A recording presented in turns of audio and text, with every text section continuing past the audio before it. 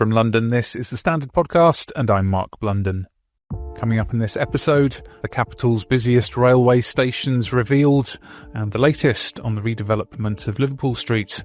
But first, a sixth person has died after drinking fake alcohol shots suspected of being laced with poisonous methanol during a backpacking holiday in Laos.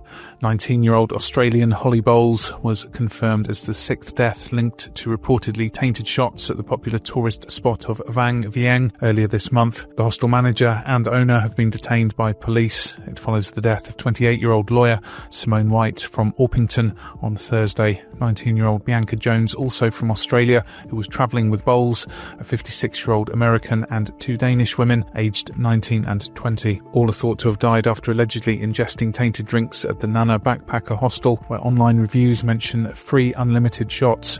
BBC News reports methanol poisoning is a well-known issue across Southeast Asia, particularly in developing countries along the Mekong River. Rachelle Abbott interviewed Andrea Sella, Professor of Chemistry at University College London, about the dangers of methanol consumption and its impact on the human body.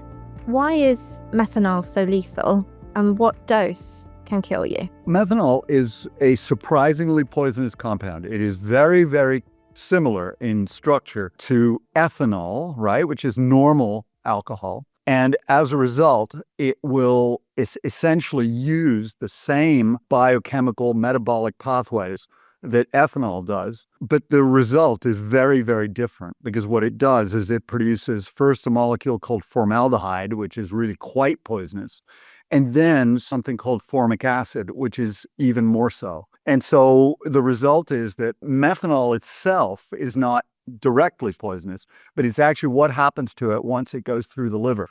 And the liver is the place where normally things are processed and kind of cleaned up and got rid of.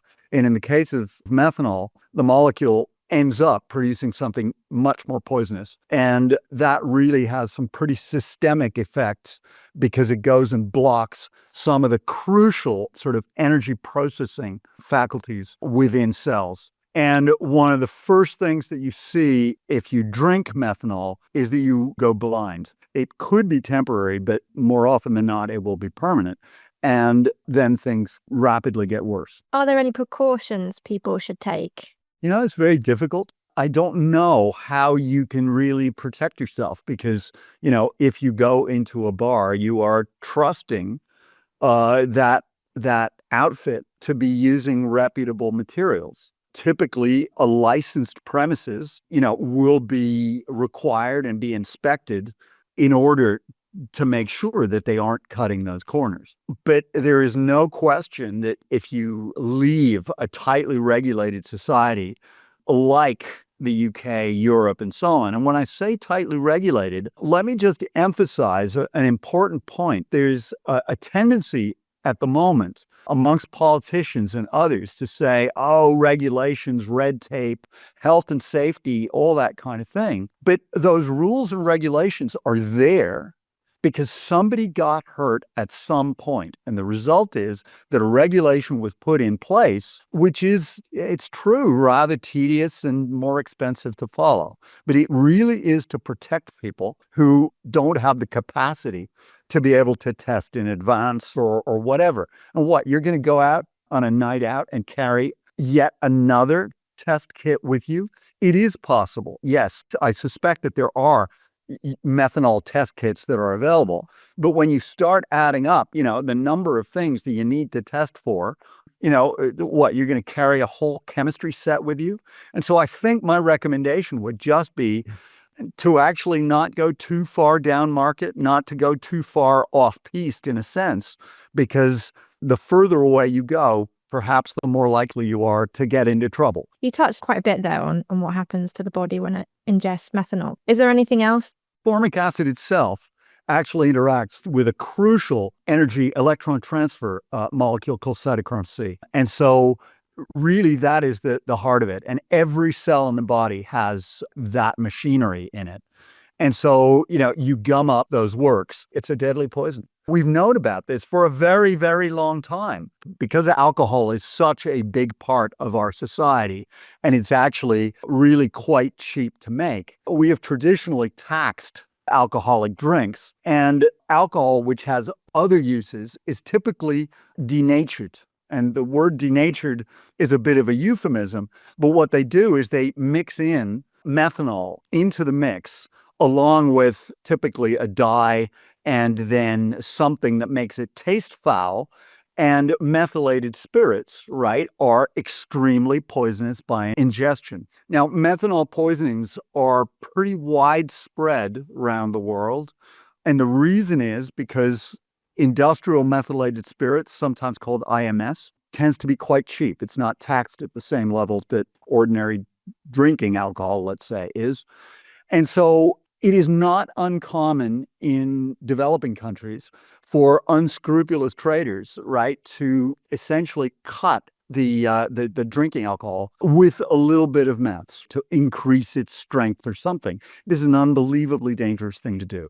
What should we do if we suspect someone is poisoned? Well, I mean, okay, so someone who is poisoned with methanol needs extremely urgent medical attention. One of the interesting things is that in the first instance, it is possible to at least slow down the effect. You know, methanol will be eliminated essentially through the urine. You will pee it away over time. And so one of the things is to essentially put something in place which will ensure that the methanol is not metabolized. And so under medical supervision, people will be given doses of genuine, authentic alcohol in order essentially to swamp the system with alcohol so that that is processed normally. And the methanol is given time to be eliminated. But that's a procedure that is pretty fraught with risk. And, you know, it's not as if, as they do in the movies or something, you kind of pour a bottle of whiskey down somebody's throat and you save them in the process. It does require a little bit more care than that. Let's go to the ads. Coming up, the capital's busiest railway stations revealed, and the London Standard's transport editor Ross Lydall visits Liverpool Street Station to hear about the latest on redevelopment plans amid a forecast passenger boom. In the meantime, please do give us a like and hit subscribe. Welcome back. Liverpool Street has retained its crown as the busiest train station in the whole of the country, as the extraordinary popularity of the Elizabeth line to attract passengers was revealed. First, we'll look at these rankings and stay tuned to hear details on the revised plans to redevelop the Square Miles Grand Terminus. Now we're joined by the London Standard's transport editor, Ross Lydall. So first of all, scores on the station doors. Which London terminuses make the top 5? The number one station, not just in London, but in the entire country, is Liverpool Street Station. This is the second year in a row that Liverpool Street has come out top. It has seen a 17.5% increase in passenger numbers in the past 12 months. And in the year 2023-24, so ending at the start of April this year, a total of 94.5 million what are known as entries and exits were made by rail passengers at the station. And this does not include the additional millions who get on the tube there as well. So we're talking there of 94.5 million journeys made by people using either the Elizabeth line, the London Overground, or Greater Anglia services, which include the Stansted Express. In terms of how other stations do in London, London pretty much dominates this league table. This is a Great Britain-wide league table, but the top 10 stations are all in London, and they include as well at number 2 Paddington, number 3 Waterloo, number 4 Tottenham Court Road, and number 5 Stratford. And Ross, your report picks up on an interesting theme with this. Apart from obviously Waterloo, all Elizabeth line stops. What do we know about how this has really impacted passenger numbers this past year? Yes, the Elizabeth line stations really dominate the top 10 here. All 10 stations, and this is a nationwide league table, but the top 10 are all London stations. And of the top 10, 6 are stations with the Elizabeth line services. So in addition to the ones I've just mentioned, we also have Farringdon at number 8 and Bond Street at number 9. And what's interesting about Bond Street is that apart from the tube services, it's only got the Elizabeth line as a train service. So it just shows how busy that is. So more than 38 million people came to Bond Street or left Bond Street using the Lizzie line in the last year. You recently visited Liverpool Street to interview the architects to discuss their reimagined plans for Liverpool Street. How do you think these figures are really going to feed into demand for redevelopment and what we know about the growing numbers of passengers forecast for the years ahead? I would expect Network Rail will see these figures as encouragement and justification for expanding the railway station at Liverpool Street. Now, that's going to cost many millions of pounds. We don't actually know how much because it largely depends how much money Network Rail could get back from a sort of overstation development to fund the expansion of the railway station itself. But what Network Rail expect is that by around 2050, that the actual numbers using the station in total could be around 150 million a year. Now, the figures from the Office of Rail and Road today don't include tube passengers, and we know from TfL figures that around 30 million tube journeys are made through or at the station each year as well. So we're already over 100 million people using that station in some form. Obviously, the Elizabeth line, the tube station and the train station are all interlinked and they're not in the most efficient way. So this really will give a sort of green light to encourage Network Rail to go on and to make this station bigger and better. In terms of the current designs, could you paint a picture for us of what we know? The office block on top has been knocked down a few stories. There's plans for a grand design, a grand redesign. Yes, so the initial plans were to build a tower block on top of the 5-storey hotel at the front of Liverpool Street Station. It used to be known as the Great Eastern Hotel. It's a railway station hotel. It's now called the Andaz. The new plans would not directly affect the hotel at all, and that there will still be a tower block. It will be several stories shorter, about 11 metres shorter than the initial plan, but it would be built on top of the station concourse in effect. So it would sit further back from the front of the station, and the aim would be that it wouldn't be as visually obtrusive as the initial plan. So it's a slight scaling back, but it'd still be a very big scheme. I think, make no mistake about that. The other idea is to smooth the journey of passengers within the station, in particular to make it easier to get on and off the trains, because if you come into Liverpool Street Station at peak times in the morning or try and get a train home in the evening, there's normally quite a bun fight to get through the ticket barriers. There simply aren't enough ticket barriers and there's too many little shops sort of in the way. They also want to introduce step-free access between the train station side of the station and down to the Elizabeth line, because at present you have to get sort of funneled through the tube ticket hall, and then when you see the number of people either coming up or down the escalators to the Elizabeth line, it's almost like the sea has parted and many millions are flowing. It's the most extraordinary sight. It's fine if it works, but as soon as those trains get delayed, it's not pleasant at all. And we can now hear clips from Ross's interview with Robin Dobson, Group Property Director at Network Rail Property, and architect Friedrich Ludewig of Acme Architects. You can watch Ross's full video by clicking on the link in this show's notes. So I think what's really important to note is that we've taken stock and actually reset our vision for Liverpool Street Station. So we've spent a lot of time actually redoing a lot of the data and working out exactly how much and how well used the station is. So what's clear is it gets over 100 million passengers a year, and that's due to grow to over 150 million over the next 40 years. So the need to deliver a new station is so important.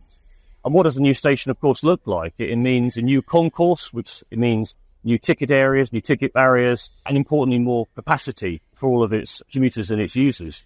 It means a new retail and new F&B experience, new step-free access across the whole of the estate, and importantly, really opening up the customer facilities and indeed the key routes, both through the station to the east and to the west, and also north and south.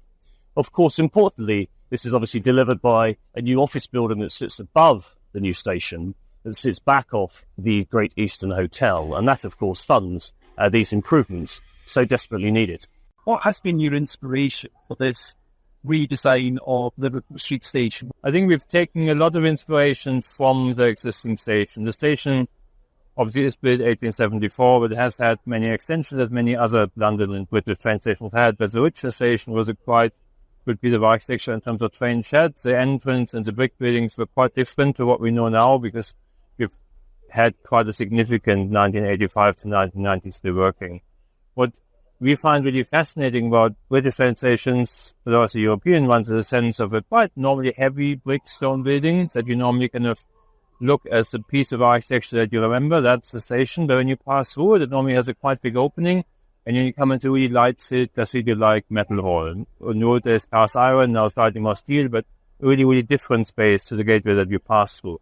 And I think that's something that we've been missing a little bit at Liverpool Street for a while. I think the train sets, the Victorian ones, are eccentric, they're quite beautiful, but you've lost a little bit the visibility of that, and there's no sense of compression actually kind of the building having a presence. Also, what the City of London, what others have said to us, it's surprising that for the busiest train station in the UK, you have to keep continuing to explain to people where it is. And that's The Standard. For the latest news, head over to standard.co.uk. This podcast is back tomorrow at 4 p.m.